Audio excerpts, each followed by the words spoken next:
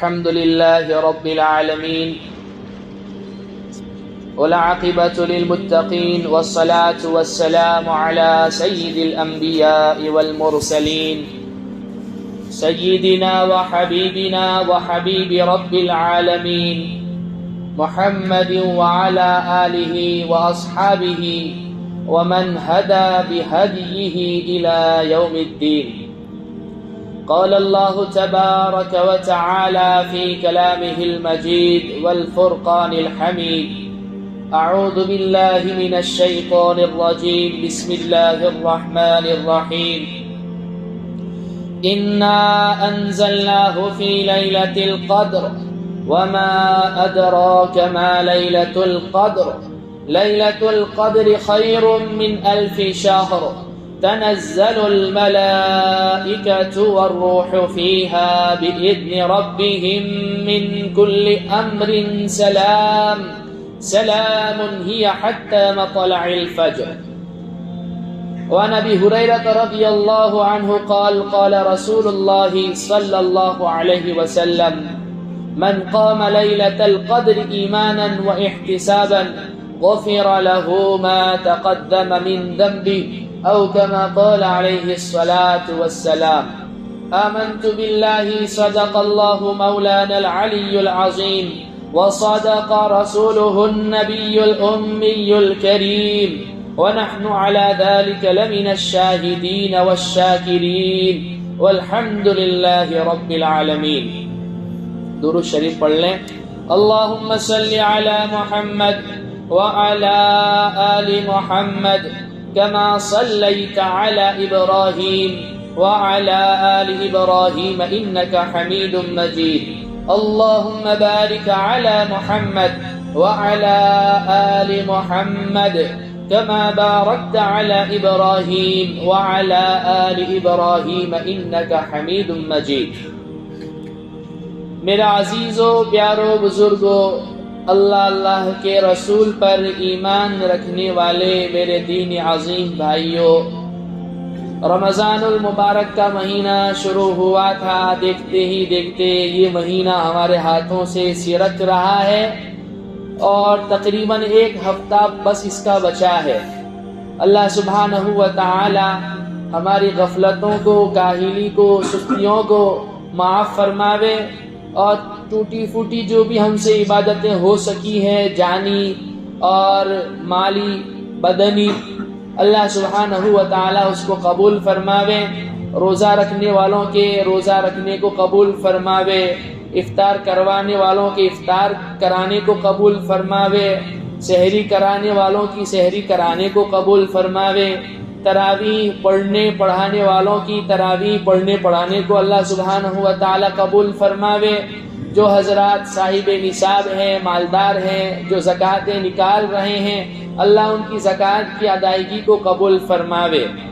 اور جو حضرات اعتکاف میں بیٹھ چکے ہیں، اللہ سبحانہ و تعالی ان کے اعتکاف کو بھی شرف قبولیت سے نوازے اور اس کے بعد روزوں کی تلافی کو پورا کرنے کے لیے صدقۃ الفطر جو اللہ کے حبیب پاک صلی اللہ علیہ وسلم نے متعین فرمایا ہے کہ روزوں کے اندر جو کمی کوتاہی ہو جاتی ہے اس کی تلافی کے لیے صدقۃ الفطر کی ادائیگی ہے، تو اللہ سبحانہ و تعالی ہماری وہ ادائیگی بھی قبول فرماوے. میرے عزیزو، 1 ہفتہ بچ گیا ہے. ہم سے جو کچھ ہو سکا، جو کچھ ہم نے کیا، ہمیں کرتے بھی رہنا ہے، ڈرتے بھی رہنا ہے. اب یہ بقیہ 7 دن بچے ہیں، اسے اپنی زندگی کے آخری 7 دن سمجھے اور خوب فائدہ اٹھا لیں. دیکھیے، حدیث میں یوں آتا ہے کہ نماز تو اس طرح پڑھ جیسے تو اللہ کو دیکھ رہا ہے، اور اگر یہ کیفیت نہیں پیدا ہو رہی ہے تو اللہ تو دیکھ ہی رہا ہے. اور نماز میں خشوع خضوع پیدا کرنے کا ایک طریقہ یہ بتلایا کہ یوں سمجھیے، یوں تصور کیجئے، یوں امیجن کیجئے کہ یہ تمہاری زندگی کی آخری جمعہ کی نماز ہے. جب کسی بندے کو پتا ہو یہ میری زندگی کی آخری نماز ہے، بتاؤ کیسے لطف کے ساتھ وہ نماز پڑھتا ہے. مزے لے لے کر پڑھتا ہے، لمبی پڑھتا ہے، لمبا قیام، لمبی قرات، لمبا رکوع، لمبا سجدہ. زندگی کی آخری نماز. ایسے ہی یوں سمجھیے کہ یہ ہماری زندگی کا آخری ہفتہ ہے. انشاءاللہ تعالی جو ہے عبادت کا معیار بڑھے گا. تہجد 4 پڑھ رہے تھے 8 پڑھنے لگیں گے. صلاۃ التسبیح سال میں 1 مرتبہ پڑھ رہے تھے روزانہ پڑھنے لگیں گے. تو یوں سمجھیے ویسے بھی ہم ہر لمحہ ہر گھڑی اپنی قبر سے قریب ہو رہے ہیں. اور جو ہے انسان کی زندگی سے نکلنے والا ہر دن اس کو اس کی قبر سے قریب کر رہا ہے. تو پتہ نہیں موت کا فرشتہ کب آ جاوے. اس لیے جو ہے ہم سے جو غفلت ہو گئی، کاہلی ہو گئی، سستی ہو گئی، اللہ بڑے غفور الرحیم ہے. میں اکثر کہا کرتا ہوں کہ اللہ تو بیٹھے ہی ہے پاس کرنے کے لیے، بیٹھے ہی ہے معاف کرنے کے لیے. یہ رمضان اس نے دیا ہی تو اس لیے ہے کہ میرے بندو آ جاؤ، 1 ماہ میرے دربار میں آ جاؤ. 11 مہینے گناہ کر کر کے جو تم نے اپنے آپ کو میلا کر دیا ہے، گندا کر دیا ہے، میں تمہیں دھو دوں، میں تمہارے گناہوں کو جلا کے رکھ دوں اور تمہیں پاک صاف کر دوں ایسے ہی جیسے آج ہی تم نے اپنی ماں کے پیٹوں سے جنم لیا ہو. تو اللہ تو بیٹھے ہی ہے پاس کرنے کے لیے. پھر اس نے کتنا مزید کرم یہ فرمایا کہ لیلۃ القدر ہمیں عطا فرمائی. پہلی امتوں کو یہ رات نہیں ملی، لہذا آخری عشرے کی 2 عظیم اور اہم عبادتیں، بلکہ 3 کہ ایک تو جو ہے صدقۃ الفطر کی ادائیگی ہے، اور ایک جو ہے لیلۃ القدر کی تلاش اور اس میں پھر عبادت کے لیے راتوں کو کھڑا ہونا، قرآن کریم کی تلاوت کرنا، تسبیحات کا اہتمام کرنا، ذکر اذکار میں مشغول ہونا، اور اعتکاف ایک بڑی عبادت. اور اعتکاف دراصل میں کیا ہی اس لیے جاتا ہے، اللہ کے حبیب پاک صلی اللہ علیہ وسلم نے یہ عمل فرمایا ہی اس لیے تاکہ لیلۃ القدر کے قدردانوں کو لیلۃ القدر مل جائے. آپ اندازہ لگائیے کہ اللہ کے حبیب پاک صلی اللہ علیہ وسلم نے سیدنا ابو سعید خدری رضی اللہ عنہ فرماتے ہیں کہ اعتکاف فرمایا، پہلے 10 دن کا اعتکاف فرمایا. اصل میں آپ کی تلاش لیلۃ القدر سے، تو پہلے 10 رات میں نہیں ملی تو جبرائیل امین 11ویں کو آئے اور کہا یا رسول اللہ یہ آگے ہے، یہ آگے ہے. تو آپ نے جو ہے پھر جو ہے 11 سے 20 تک کا اعتکاف فرمایا. 20 کی جب شب ہو گئی جبرائیل امین پھر آئے، کہا یا رسول اللہ آگے ہے. تو اللہ کے نبی پاک صلی اللہ علیہ وسلم نے، میں قربان جاؤں، 21 کی صبح کو خطبہ دیا اور آپ نے فرمایا جو لوگ میرے ساتھ میری اس مسجد میں اعتکاف کیے ہوئے ہیں انہیں چاہیے کہ وہ مزید 10 دن کا اعتکاف کر لے، اس لیے کہ لیلۃ القدر آگے ہے. اور یوں آپ نے 1 مرتبہ تو پورے مہینے کا اعتکاف کیا، اور پھر زندگی تک اخیر عمر تک آپ کا یہ معمول رہا کہ آپ آخری عشرے کا اعتکاف فرماتے رہے. یہی وجہ ہے کہ علماء کرام نے اس کو سنت مؤکد علی الکفایہ بتلایا. کیا مطلب کہ بستی میں ایک مسجد ہے، کوئی بھی نہیں بیٹھا تو سب گنہگار ہوں، کسی ایک کا بیٹھنا ضروری ہے. تو بہرحال یہ اعتکاف بھی آپ نے اس لیے فرمایا تھا کہ آپ لیلۃ القدر کی آپ کو تلاش کی. اس کے شان نزول میں بہت سارے واقعات ہیں. بنو اسرائیل میں ایک عابد شخص تھا، مجاہد تھا، عابد بھی تھا. وہ دن رات بھر جو ہے نفلوں میں، قیام میں نفلیں پڑھتا تھا، صبح تک سوتا ہی نہیں تھا، اور صبح کو جہاد کے لیے نکل جاتا، شام تک دشمنان اسلام کے خلاف جو ہے دشمنان دین کے خلاف لڑتا رہتا. یہ کرتے کرتے کرتے کرتے 1000 مہینے اس نے اس طرح سے عبادت کی، رات کو عبادت اور دن کو جہاد. اللہ کے حبیب صلی اللہ علیہ وسلم نے جب اپنے صحابہ کو یہ واقعہ بتلایا، بنی اسرائیل کے شخص پہ، صحابہ کو رشک ہوا، ہماری تو عمر بھی بہت تھوڑی سی، اتنی عبادت تو ہم کر نہیں سکتے.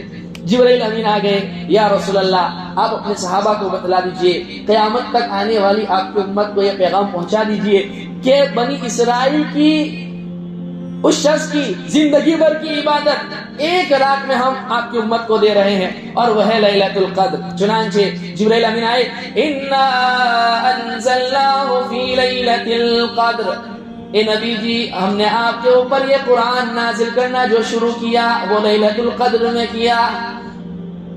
وما ادراک ما لیلۃ القدر، اے نبی جی آپ کو پتا بھی ہے کہ یہ لیلۃ القدر کیا چیز ہے. لیلۃ القدر خیر من الف شہر، اللہ خود فرماتے ہیں لیلۃ القدر 1000 مہینوں سے افضل اور بہتر رات ہے۔ اگر کوئی شخص عبادت کرتا ہے لیلۃ القدر خیر من الف شہر تنزل الملائکۃ والروح فیہا بإذن ربہم من کل امر۔ اور اس کی خصوصیت کیا ہے؟ دیکھیے اللہ کے نبی پاک صلی اللہ علیہ وسلم کے دنیا سے رخصت ہونے کے بعد اس امت پر وحی کا دروازہ تو بند ہو گیا، اور وحی جتنی بھی آئی جبرائیل امین ہی لے کر آئے۔ لہذا جب آپ دنیا سے رخصت ہو گئے جبرائیل امین کا آسمان سے زمین پر اترنا بھی بند۔ لیکن اس امت کے اعجاز میں، اکرام میں اور اس کی خصوصیات میں یہ بھی داخل ہے، قرآن کہتا ہے، اللہ سبحانہ و تعالیٰ فرماتے ہیں کہ گرچہ ہم نے ہمارے نبی کو ان کا فریضہ ادا کرنے کے بعد ہمارے پاس بلا لیا، لیکن جو ہے اس امت کے اعجاز میں، اکرام میں، اس رات میں ہم جبرائیل امین کو ان کے تولے کے ساتھ، ان کے لاؤ لشکر کے ساتھ جو ہے نا زمین پر اتارتے ہیں۔ صرف یہی ایک رات ہے جس میں جبرائیل امین اپنے پورے لشکر کے ساتھ آتے ہیں، اور جو لوگ اس رات عبادت میں رہتے ہیں، قیام میں رہتے ہیں، ان سے مصافحہ کرتے ہیں۔ یہ بات اور ہے کہ ہم چونکہ وہ چیزیں دیکھ ہی نہیں سکتے نا، اس قابل نہیں ہیں ہم، ورنہ صحابہ ایسے تھے کہ ان سے جو ہے فرشتوں نے ملاقاتیں کی، انہوں نے فرشتوں کو اترتے ہوئے بھی دیکھا۔ سبحان اللہ، کیسے پاکیزہ قلوب ہوں گے۔ ہمارے تو قلوب ہی پاکیزہ نہیں ہے، دلوں میں نفرتیں ہیں، عداوتیں ہیں، بغض ہیں، کینے ہیں، زبان صحیح نہیں، آنکھ صحیح نہیں، کان صحیح نہیں، تو فرشتے کیسے نظر آ سکتے؟ اس کے لیے ملکوت کو دیکھنے کے لیے وہ طاقت بھی چاہیے، وہ قوت بھی چاہیے، روح اتنی مضبوط ہونی چاہیے۔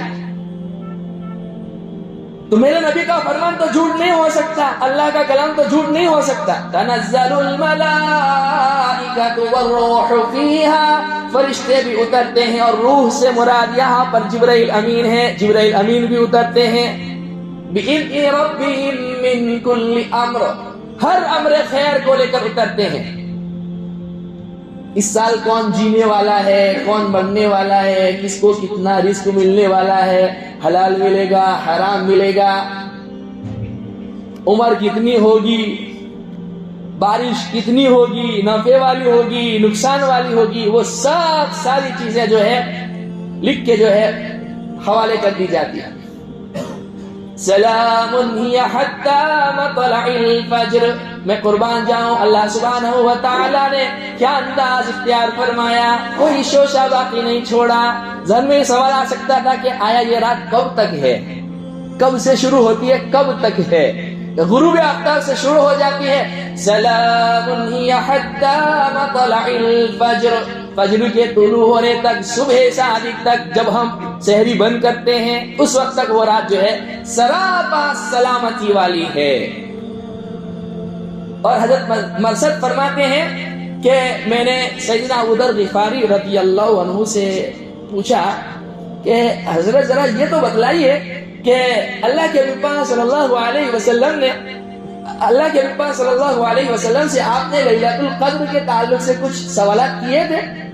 کہا کہ ہاں، میں اللہ کے نبی پاک صلی اللہ علیہ وسلم سے بہت سوالات کیا کرتا تھا۔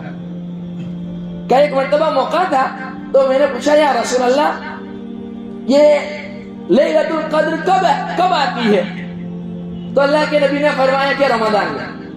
وہ فرماتے ہیں میں نے دوسرا سوال فوراً کیا کہ یا رسول اللہ یہ صرف آپ ہی کے ساتھ خاص ہے، یعنی کہ جب تک آپ ہمارے اندر رہیں گے تب تک یہ رات رہے گی، یا یہ کہ آپ جب رخصت ہو جائیں گے تو یہ رات بھی اٹھا لی جائے گی؟ آپ نے فرمایا نہیں، قیامت تک رہے گی۔ وہ فرماتے ہیں میں نے پھر سوال کیا یا رسول اللہ یہ رات کب ہوتی ہے؟ تو آپ نے فرمایا پہلے 10 دن اور آخری 10 دن میں۔ وہ فرماتے ہیں میں نے پھر سوال کیا یا رسول اللہ بتلا دیجئے نا کون سا عشرہ ہو سکتا ہے فائنل؟ آپ نے فرمایا آخری عشرے میں۔ اور آپ نے فرمایا ابو ذر اب سوال مت کرنا۔ اللہ کے پاس صلی اللہ علیہ وسلم کسی کام میں مشغول ہو گیا، یہ نسائی شریف کی روایت ہے۔ تو وہ کہتے ہیں میں نے پھر سوال کیا یا رسول اللہ یہ بتلا دو نا آخری عشرے میں کون سی طاقت؟ تو آپ غصہ ہو گئے. وہ فرماتے ہیں ایسا غصے ہوئے کہ میں نے آپ کو ایسا غصہ ہوتے ہوئے نہیں دیکھا.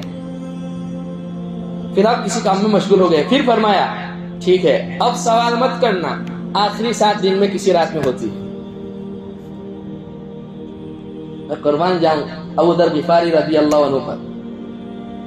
اس لیے اس کو جو ہے نا آخری عشرے کی طاق راتوں میں تلاش کرو. اس کو فکس نہیں کرنا ہے. فکس اگر اللہ نے کر دی ہوتی تو ہم روزہ بھی نہیں رکھتے, جمعہ کی نماز بھی پڑھنے نہ آتے, تراویح تو پڑھتے ہی نہیں, سوال ہی پیدا نہیں ہوتا. تو پتا ہے کہ بھائی فلاں ایمانوں کے 25ویں یا 27ویں یا 23ویں یا 29ویں وہ رات شب قدر ہی ہے, بس اس میں آتے روتے دھوتے معافی مانگتے اور معاملہ قصہ ختم ہو جاتا. چند چیزیں ہیں جو اللہ نے مخفی رکھی. پہلی سب کا ثواب, جبکہ امام صاحب کا اعلان کرنا پڑتا ہے بھائی اللہ کے واسطے آ جاؤ پہلی سب کا ثواب لے لو. اگر مسجد میں آنے کے بعد پہلی سب میں جگہ ہے, پہلی سب میں گھسنے کی کوشش کرو. اللہ کی ذات سے امید ہے اللہ کے دربار میں جب اللہ اپنی زیارت کروائے گا پہلی سب والوں کو مقدم رکھے گا. اس کو معمولی نہ سمجھو. لو تعلمون ما فی الصف الاولی, اگر تمہیں پتا چل جائے پہلی صف میں کھڑے رہنے کا ثواب کیا ہے, لقرأتم, تو تم قرآن اندازی کرنے لگو, میں جاؤں گا میرا نام آنا چاہیے. اس لیے اس کو آپ نے اللہ نے مخفی رکھا. جمعہ کی ساعت قبولیت کی گھڑی, امام شافعی علیہ رحمہ فرماتے ہیں کہ جمعہ کی اذان سے لے کر نماز کے ختم ہونے تک کبھی بھی کسی وقت ہو سکتی ہے. امام ابو حنیفہ علیہ رحمہ فرماتے ہیں کہ عصر کی نماز سے لے کر مغرب تک یہ گھڑی اللہ نے چھپا کر رکھی ہے, لیکن فکس نہیں کر سکتے اس کو. صلاۃ وسطیٰ سے کیا مراد ہے؟ حافظوا علی الصلوات والصلاۃ الوسطیٰ, نمازوں کی حفاظت کرو اور درمیانی والی نماز, عصر کی نماز ہے یا عشاء کی نماز ہے, ظہر کی نماز ہے, کون سی ہے کسی کو نہیں پتا. اللہ نے مخفی رکھا اس کو. اور لیلۃ القدر کو اللہ نے مخفی رکھا. یہ 4 چیزیں اللہ نے مخفی رکھی ہے. اس لیے اس کو آخری عشرے کی طاق رات میں تلاش کرنی چاہیے. اور اس کے شان نزول میں یہ بھی واقعہ بیان کیا جاتا ہے کہ بنی اسرائیل کے 4 بڑے انبیاء کا اللہ کے حبیب پاک صلی اللہ علیہ وسلم نے تذکرہ کیا اپنے صحابہ کے سامنے, اور ان کی عبادتوں کا حال بتلایا. تو صحابہ تو سر کھجلانے لگے, یا رسول اللہ ہمارا کیا بنے گا؟ 80 سال تک ان انبیاء نے ایسی عبادتیں کی, پلک جھپکنے کے برابر جو ہے وہ غفلت میں مبتلا نہیں ہوئے. انبیاء تو ویسے بھی غفلت میں نہیں ہوتے, پلک جھپکنے کے برابر جو ہے انہوں نے یہ نہیں کی, کنٹینیو عبادت اللہ سبحانہ و تعالیٰ کی. تو صحابہ کی طلب پر, آپ کی تڑپ پر, آپ کی بے چینی پر, بے قراری پر جبرائیل امین آ گئے اور یہ سورت سنائی, سلام ہی حتی مطلع الفجر, کہ رات سراپا سلامتی والی ہے جب تک صبح صادق طلوع نہ ہو جاوے. اور آپ نے فرمایا یہ رات مجھ سے پہلے, میری امت سے پہلے کسی امت کو نہیں دی گئی. یہ اللہ سبحانہ و تعالیٰ کا کرم ہے, اللہ نے ہمیں یہ رات عطا فرمائی. آپ اس کی عظمت کا اس سے اندازہ لگائیے کہ قرآن کریم نازل ہونا شروع ہوا اسی رات میں. اِنَّا أَنزَلْنَاهُ فِي لَيْلَةٍ مُبَارَكَةٍ, ہم نے اس کو لیلہ مبارکہ میں نازل کیا. اور قرآن کریم کی دوسری آیت اس لیلہ مبارکہ کی تعیین کرتی ہے, اِنَّا أَنزَلْنَاهُ فِي لَيْلَةِ الْقَدْرِ, ہم نے لیلۃ القدر میں اس کو نازل کیا. پتہ چلا سورہ دخان کی وہ جو آیت ہے لیلہ مبارکہ, اس سے مراد لیلۃ القدر ہے, کہ ہم نے لیلۃ القدر میں قرآن کو نازل کیا. اس لیے کہ اللہ فرماتے ہیں شہر رمضان الذی انزل فیہ القرآن ھدی للناس وبینات من الھدی والفرقان, یہ رمضان کا مہینہ وہ بابرکت مہینہ ہے جس میں قرآن کریم اتارا گیا لوگوں کی ہدایت کے لیے, اور یہ فرق کر دینے والی کتاب ہے حق اور باطل کے درمیان. یہ ہدایت کی کتاب ہے. اس لیے اس رات کو ہم نے فکس نہیں کرنا ہے, تلاش کرتے رہنا ہے. 21 کی ہو گئی, آج مغرب بعد دوسری طاق رات شروع ہو جائے گی. البتہ ابن رجب حنبلی علیہ رحمہ فرماتے ہیں کہ رمضان کی کوئی رات, طاق رات, جمعہ کی رات کے ساتھ اگر آ جاوے تو عین ممکن ہے کہ وہی شب قدر ہو. جیسے آخری طاقت آنے والی ہے 29 والی، این ممکن ہے کہ وہ جو ہے لیلۃ القدر ہو. یہ میں اس لیے نہیں بیان کر رہا ہوں کہ آپ 30 میں عبادت نہ کریں، 25 میں نہ کریں، 27 میں نہ کریں. یہ کوئی حتمی بات نہیں ہے، یہ علماء کرام کی اپنی باتیں ہیں. قرآن اور حدیث میں اس کی تعیین نہیں ہوئی، تخصیص نہیں ہوئی. اب ذہن میں سوال آتا ہے کہ اس رات میں کیا کیا جائے. میں پہلے بھی کہہ چکا ہوں کہ اس رات کی کوئی اسپیسیفک مخصوص عبادت اللہ کے حبیب پاک صلی اللہ علیہ وسلم سے ثابت نہیں ہے. کیا مطلب؟ یعنی کہ یہ نماز اتنی مرتبہ پڑھو، ایسے پڑھو، اتنی مرتبہ پڑھو، فلانے وقت میں پڑھو. جیسے ہم لوگ آج کل مارکیٹ میں بہت ساری نمازیں شروع ہو گئی ہے نا، پتہ نہیں جبرائیل امین کب ان کے پاس آئے اور انہیں بتلایا کہ ایسی ایسی بھی نماز پڑھو. ایسی تو کوئی نماز ثابت ہی نہیں ہے. سورہ فاتحہ اتنی مرتبہ پڑھو، سورہ قدر کو اتنی مرتبہ پڑھو، فلانی سورت کو اتنی مرتبہ پڑھو، بار بار ریپیٹ کرو.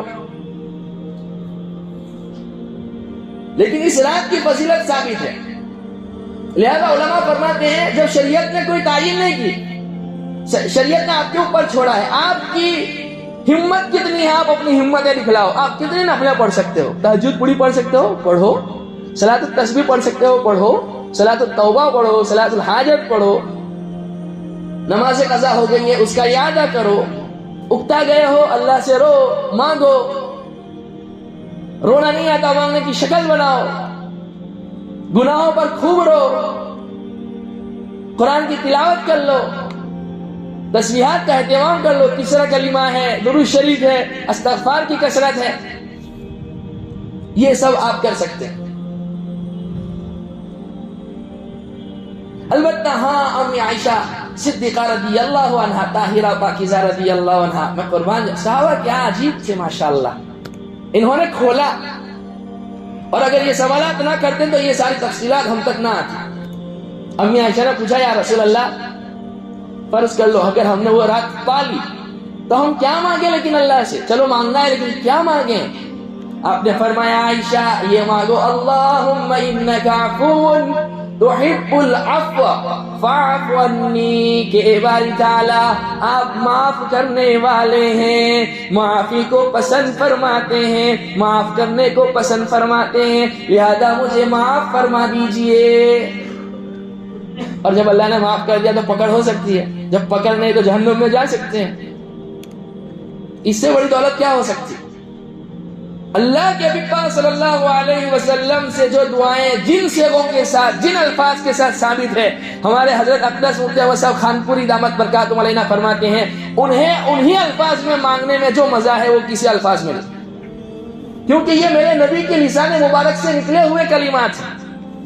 اس میں جو طاقت ہے وہ کسی میں نہیں ہو سکتی. اللہ کے کلام میں جو طاقت ہے وہ جو ہے کسی اور کے کلام میں نہیں ہو سکتی، اور جو طاقت میرے نبی کے کلام میں ہے آپ کے لسان مبارک سے نکلے ہوئے الفاظ میں وہ کسی دوسری زبان میں نہیں ہو سکتی، کسی دوسرے کے الفاظ میں نہیں ہو سکتی. کوئی مشکل ہے؟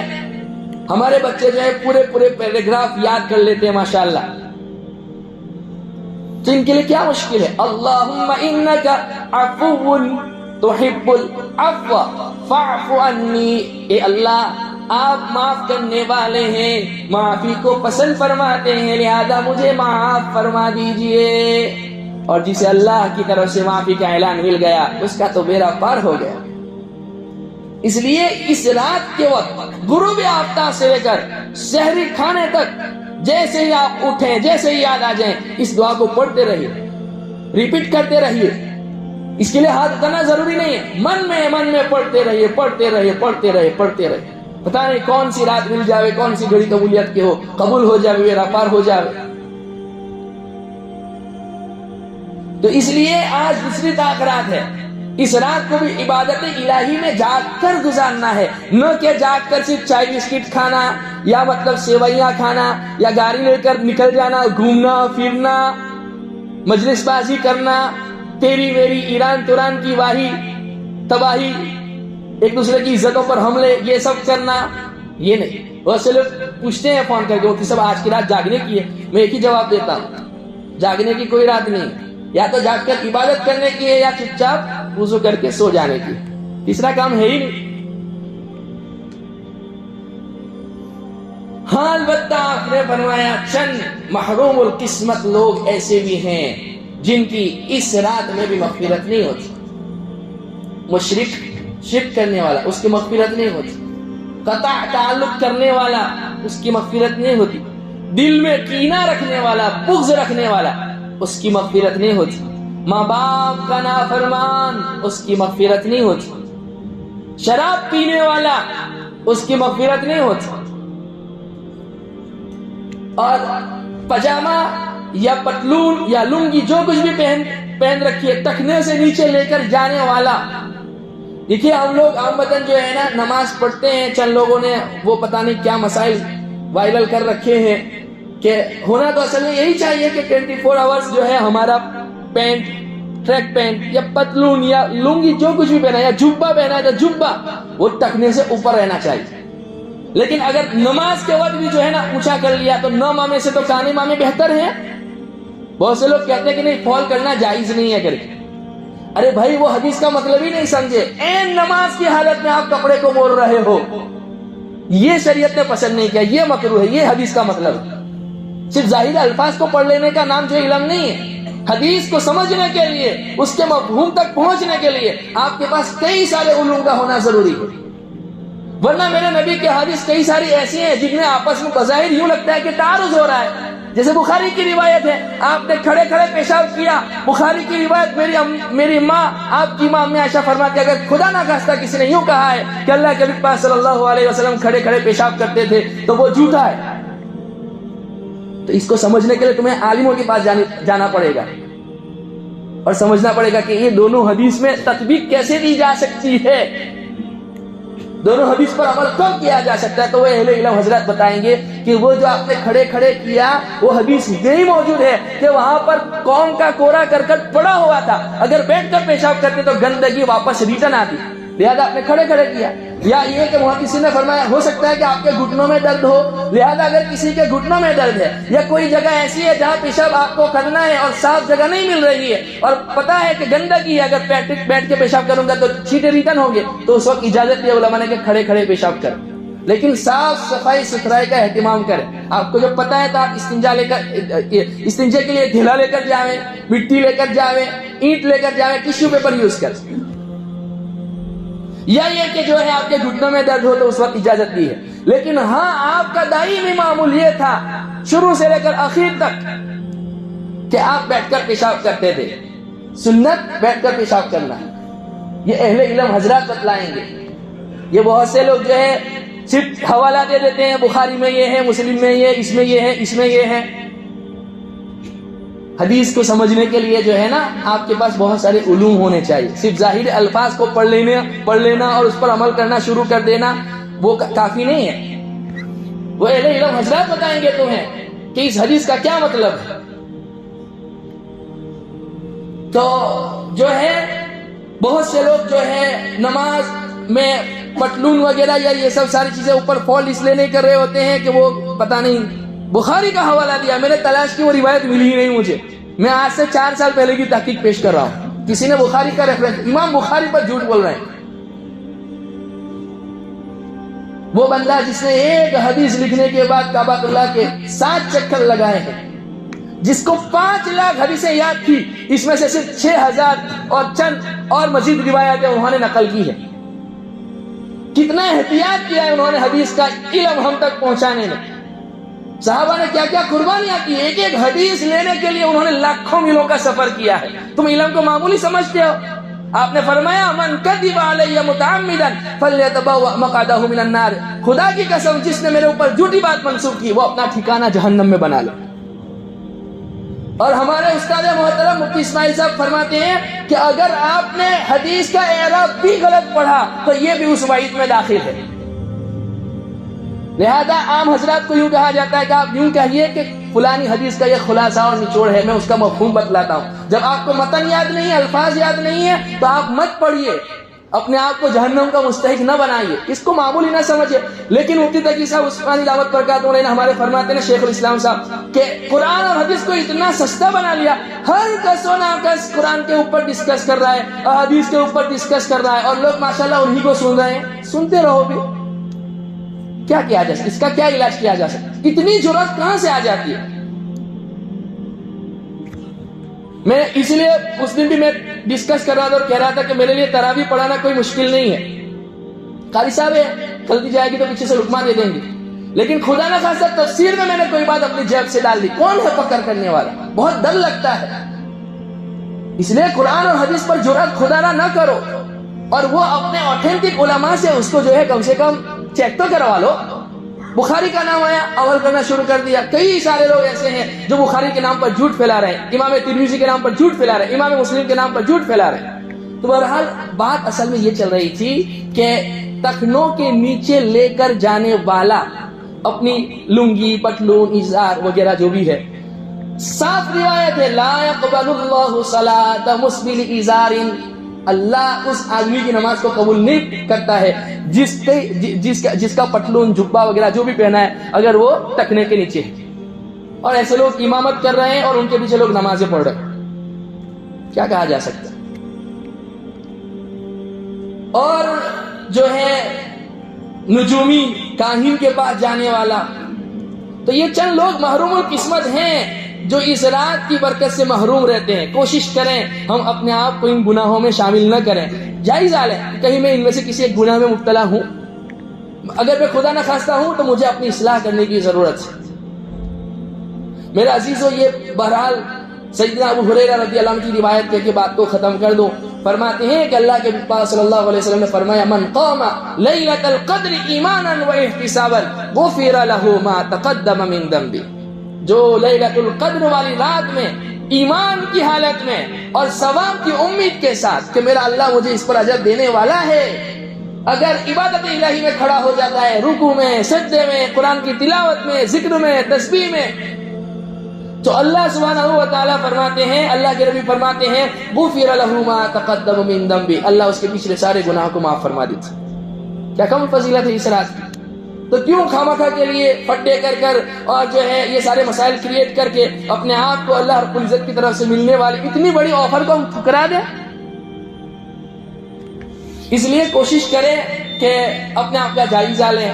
بہرحال جو ہے آج چونکہ موقع یہی تھا اس لیے اس پر بات کی. انشاءاللہ تعالیٰ اگلا جمعہ ملے گا ہمیں تو انشاءاللہ تعالیٰ صدقۃ الفطر اور اس کے تعلق سے کچھ باتیں ہیں وہ انشاءاللہ تعالیٰ اگلے جمعہ کو عرض کریں گے. ویسے بھی انشاءاللہ تعالیٰ آئندہ کل سے ارادہ یہی ہے کہ صدقۃ الفطر کے جو مسائل ہیں کہ وہ کب نکالنا چاہیے، کن کو دینا چاہیے، اس کی کیا فضیلت ہے، کیوں شریعت نے اس کو متعین کیا، اس پر تفصیلی گفتگو کریں گے. اللہ سبحانہ و تعالیٰ جو ہے مجھے بھی کہنے سننے سے زیادہ عمل کی توفیق عطا فرماوے، آپ تمام حضرات کو بھی کہنے سننے سے زیادہ عمل کی توفیق عطا فرماوے. وآخر دعوانا ان الحمد للہ رب العالمین.